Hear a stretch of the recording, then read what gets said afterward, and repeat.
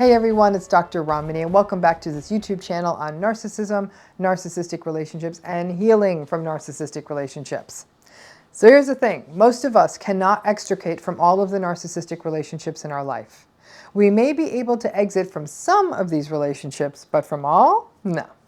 And some folks actually do need to remain in some of the most impactful and toxic relationships. Family members, spouses, and partners, for a number of practical reasons. That means that all of the various workarounds we have discussed on this channel, including don't go deep, right?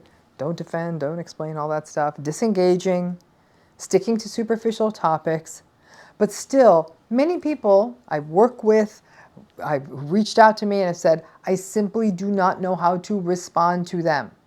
We do know that disengaging doesn't always work. In fact, if you try to disengage, they can actually get more inflamed, particularly with vulnerable narcissistic folks where there's lots of abandonment anxiety, and they may try to bait you.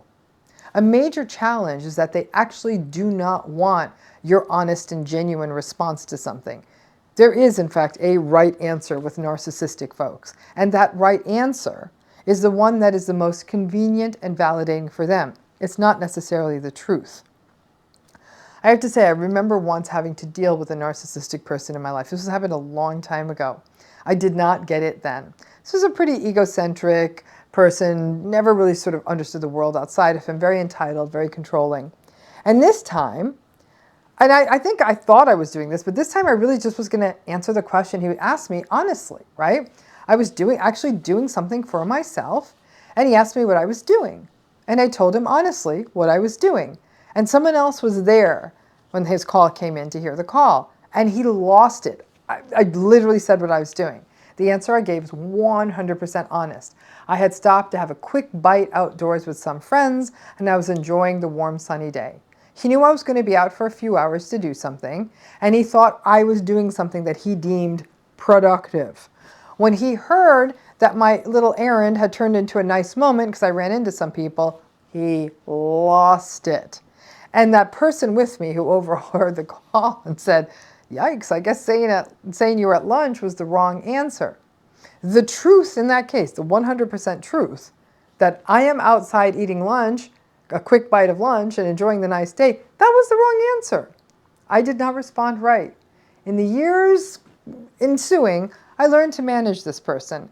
And I always said I was working or suffering or something that suited this person's worldview of reality. There's no truth in narcissistic relationships. There's only the version of reality that they want to see, and the version of reality they expect us all to get in line with. So that takes us back to this question. How are you supposed to respond to narcissistic people? Because a lot of people are saying, I freeze, I don't even know what to say anymore. So let's break this down. Number one, you got to ask yourself, what is your comfort level with their different responses back at you? Some people do not do well with narcissistic rage coming at them. They find that it throws them off and it ruins their day. And some folks don't mind and are willing to go toe-to-toe with a narcissistic person.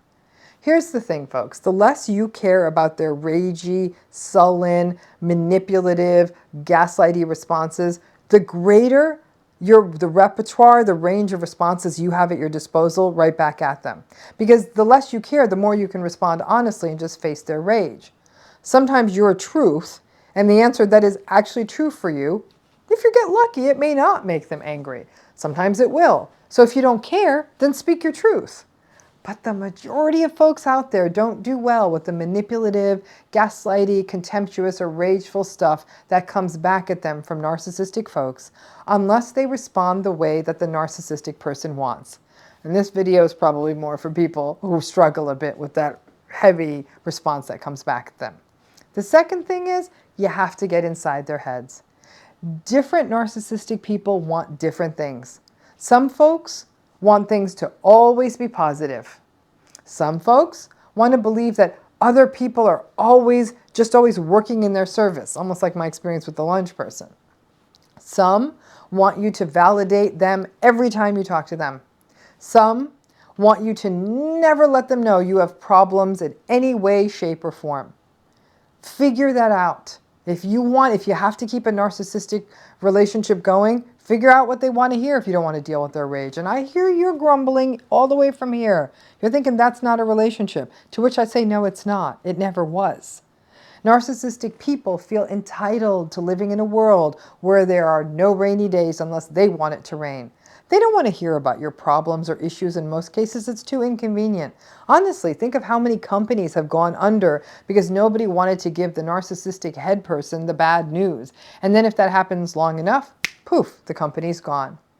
Most of us don't want to deal with their tantrums, right? So if you want to avoid their tantrumy rage, step one is figuring out what it is they typically want to hear. And in most cases, you know this because you spent enough time with this person. As I write this, and as I think about this, I'm thinking about the narcissistic people I still interact with. One always wants me to ask him what he had for lunch and then tell me what a great restaurant that is. One wants people to tell her how strong she is and how hard she works despite all of her health problems. Another wants me to say how bad it is when people don't work hard and how he works harder than everyone else. Another always wants to be thanked, even when he has done nothing. The other one I know wants to be told that he is an inspiration. Another person I know wants to be told how beautiful his wife is. You learn the ones who can hear, you learn what they want to hear, and you figure out what you need to tell them, and then you do that. You learn this and you can fit the response into the narrow world that they live in. I have to interact with some of these people just to keep my trains running on time. You all have people like that in your life too.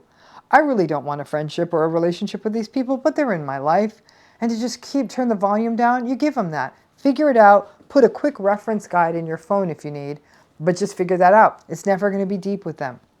Third, you need to weigh out how important whatever it is you're responding to is. So they may be asking you a question where you just actually can't figure out what the answer is they want, and where you might actually have to give them an honest but uncomfortable answer. Something like, no, I can't fix that, or no, I can't be there. And no amount of asking them about their lunch is going to get you off the hook. You have to prepare for this. When you want to respond to them, something they don't want to hear, don't do a lot of prelude. Don't say things like, I know this is going to be hard. I know how busy you are, and it's all going to work out. No, if it's important, just cut to the chase. I can't be there. Pull the Band-Aid off fast. They're going to go off on you anyhow. And if you're too anxiously on the front end, they might even get more mad at you. So just go in there. If you got to respond to them with something you don't want to hear, just get it done and over with. A fourth way to think about how you respond to them when you don't know what to do is give yourself a minute. You don't always have to respond fast.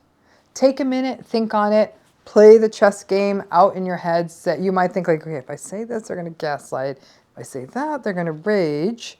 It's important. I have to think this through. You have to figure out, do I need to tell them the truth? Is that going to blow up if I don't? Just play the flow chart out.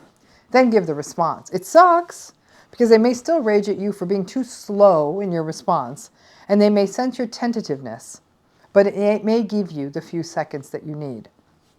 But fifth and most importantly, you must remember you can't win. There is no version of this where you respond to the narcissistic person in the right way every time.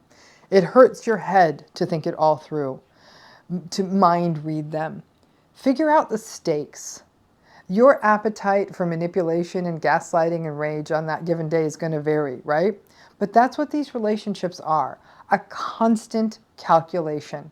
You not knowing how to respond, it's actually more of a, I have to ask myself how ready I am for their response. Life is difficult when you can't respond in a way that is just genuine, authentic, and true. It really is. There's no possibility for any kind of meaningful relationship if you can't do that. When you constantly have to be doing calculations so as to avoid their sensitivities and fragility, it's not a relationship. It's really like trying to dance amidst a bunch of tripwires. But this idea of how do I respond to them, it feels like nothing I do is going to get me to the right place.